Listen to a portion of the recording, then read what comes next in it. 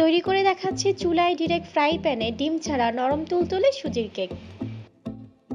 প্রথমেই আমরা butter milk তৈরি করে নেব। এখানে আমি 1 কাপ পরিমাণ লিকুইড দুধ নিয়েছি। এখন এর সাথে ভিনেগার অ্যাড করে দিব 1 চা চামচ। হালকা একটু মিশিয়ে নিব। এরপর এটাকে একটা সাইডে রেখে দিচ্ছি। এখানে আমি 1 কাপ পরিমাণ সুজি নিয়েছি আর সুজিটাকে আমি এরকম একটি ব্লেন্ডারে জগে করে খুব ভালো করে ব্লেন্ড করে নেব। সুজিটা ব্লেন্ড করা হয়ে গিয়েছে। এরপর এখানে আমি 1 কাপ পরিমাণ দিয়ে দিচ্ছি চিনি।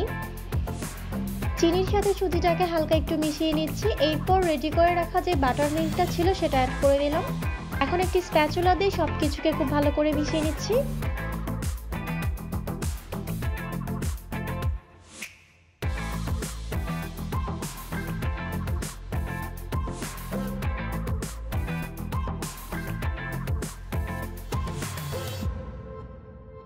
মেশানো হয়ে গেলে 10 মিনিটের জন্য এটাকে রেস্ট করতে রেখে দেব।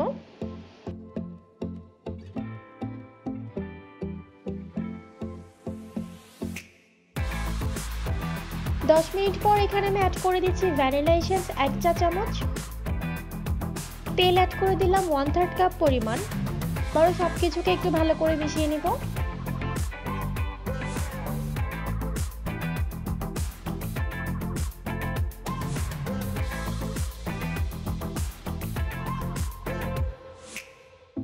একটি চালনি নিয়ে এখানে আমি অ্যাড করে দিচ্ছি 1/2 কাপ পরিমাণ ময়দা।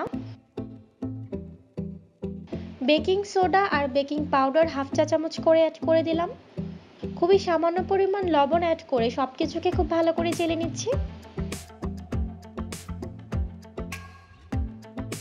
সুজির মিক্সারটাকে শুকনো উপকরণের সাথে খুব ভালো করে একটু মিশিয়ে নিচ্ছি।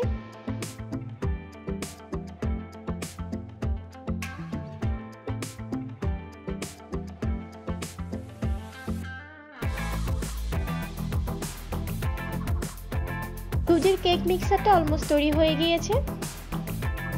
এখানে আমি ননস্টিকের একটি প্যান নিয়ে এতে তেল ব্রাশ করে বাটার পেপার সেট করে দিয়েছি। কেক মিক্সারটাকে প্যানে এইভাবে দিয়ে দিব।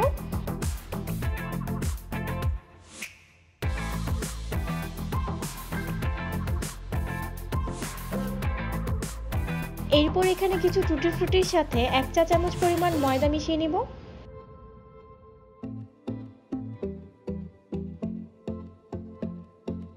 হালকা একটু মিশিয়ে উপর থেকে এইভাবে দিয়ে দিব।